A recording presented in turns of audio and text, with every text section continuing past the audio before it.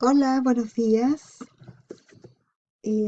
Utilizamos esta modalidad de microclase o screencast para referirnos, completar y terminar em, la visión y el estudio que estamos teniendo del siglo XVIII español. Hemos revisado el ensayo crítico racionalista con el padre Feijó, la crítica literaria, la perspectiva neoclásica, la perspectiva de Luzán, la poesía neoclásica con los fabulistas, la prosa didáctica y también avanzamos con el drama neoclásico. En el drama neoclásico pudimos trabajar, mencionar, ¿no es cierto?, algunos autores como Nicolás Fernández de Moratín, que escribió, eh, intentó escribir tragedias neoclásicas. Teatro igualmente de crítica a la moda española de imitar muy de cerca lo que hacían los franceses. Así escribe la Petimetra, escribe obras de corte muy solemne, patriotas, aparte de del teatro, escribe poesía. Y el drama neoclásico habíamos dicho que no prende en España porque la cultura española estaba preocupada de otras cosas. Se había encantado y había hecho muy popular el teatro de Lope, el teatro de Calderón, con una larga tradición teatral desde los prelopistas. Entonces, la tragedia simplemente no logra prender en España. Se hacen algunos intentos, mencionamos igual, con temáticas cercanas a la preocupación española, a la tradición, al folclore, a las raíces de España, pero tampoco se logra encantar a la gente porque la estructura que utilizaban era la estructura de la tragedia. Y en este renacer, ¿no es cierto?, del mundo neoclásico, se intentó instalar la tragedia como una manera de culturizar al pueblo, ¿ya? Pedagogizar al pueblo, ¿m? Llevarlo por el camino del buen gusto, de los aprendizajes, con contenidos valóricos, éticos, de enseñanzas, ¿no es cierto?, que supuestamente el pueblo necesitaba. Nos encontramos con una obra que se llama La Comedia Nueva o El Café de Leandro Fernández de Moratín, em, en la que muestra un modelo de mala comedia. ¿M? La obra muestra un grupo de comediantes que está preparando una obra y un dramaturgo que dialoga permanentemente con los actores y el director de esta comedia que se prepara, dándole clases permanentemente de preceptiva, de normativa, de poética, de cómo debía ser una buena comedia. Finalmente la obra termina con un desastre absoluto, ¿no es cierto?, de esta comedia que se presenta, esta comedia nueva, o el café, porque ahí es un café en el que hacen los ensayos y donde se reúnen también, ¿no es cierto?, los artistas y los dramaturgos a conversar y a dialogar. Y se muestra un desastre absoluto. Diríamos, la antítesis de lo que propone el neoclasicismo se muestra en esa obra. Se muestran batallas, combates, caballos en el escenario, una madre con un hijo pidiendo porque se mueren del hambre, lances a espada, ¿ya?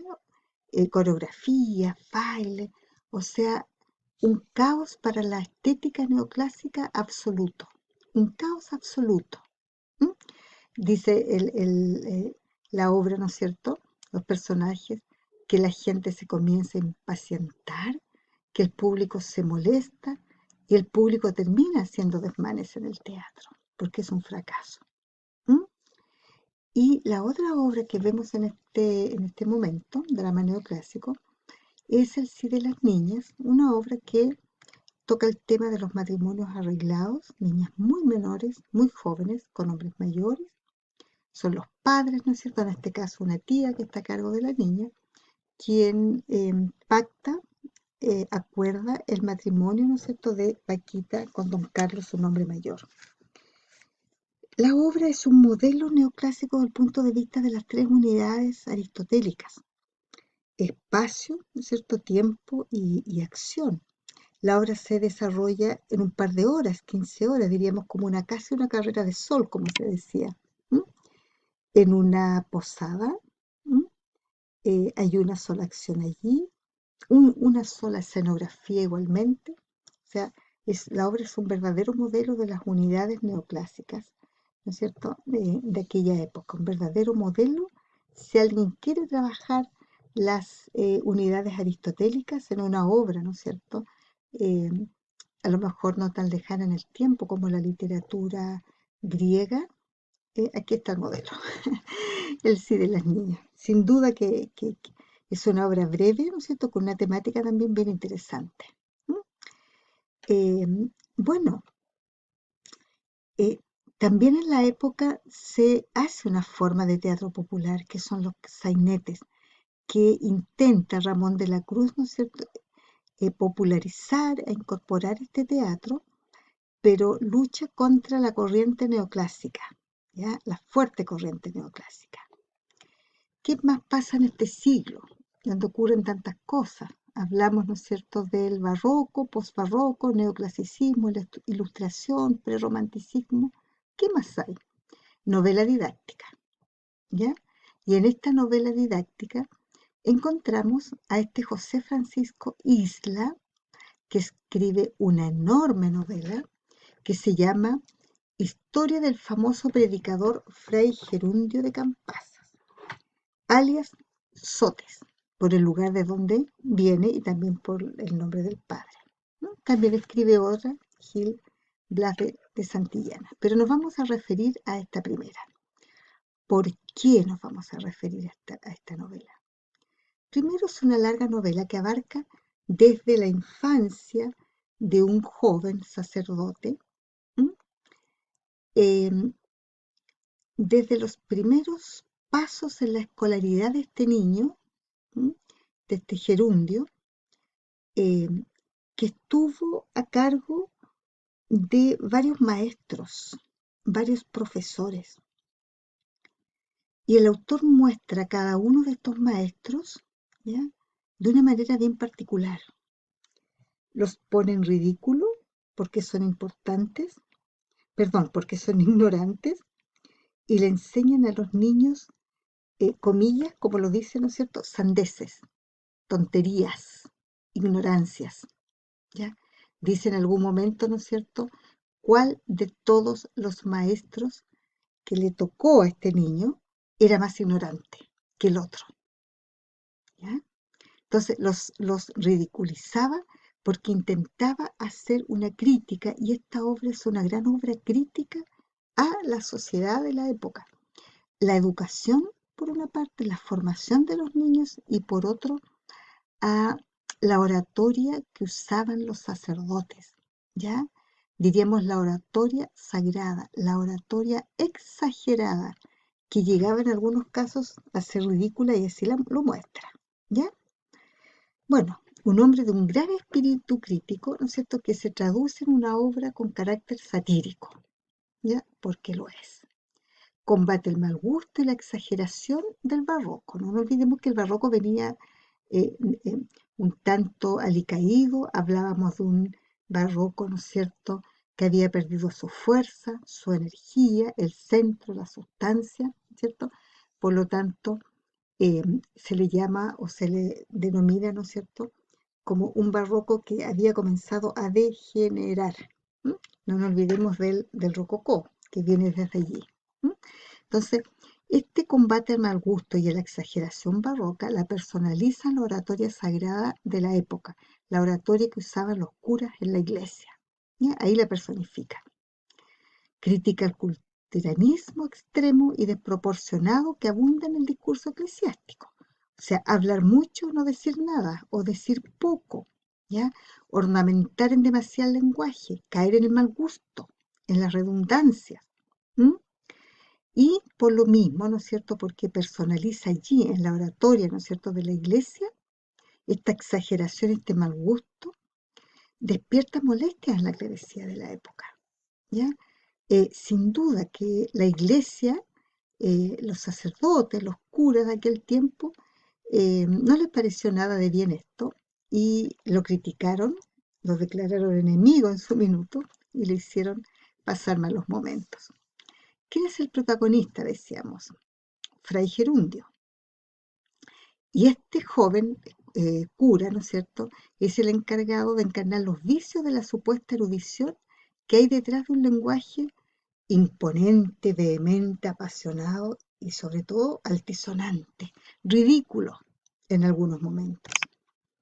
El texto contiene una acerba, una amarga, dura y amarga crítica a la educación entregada por la Iglesia y al mismo tiempo a la credulidad e ignorancia del pueblo, que ya venía criticando y preocupándose de aquello. No se olviden el fray Benito Feijó, el cura Feijó, venía ya preocupándose de esto, ¿ya? Del abuso que hacían de la ignorancia del pueblo. Entonces, ¿cómo aparece Fray Gerundio? Se encarna, ¿no es cierto?, estos vicios del lenguaje, de la cultura barroca, ¿no es cierto?, tan recargada que venía del siglo anterior.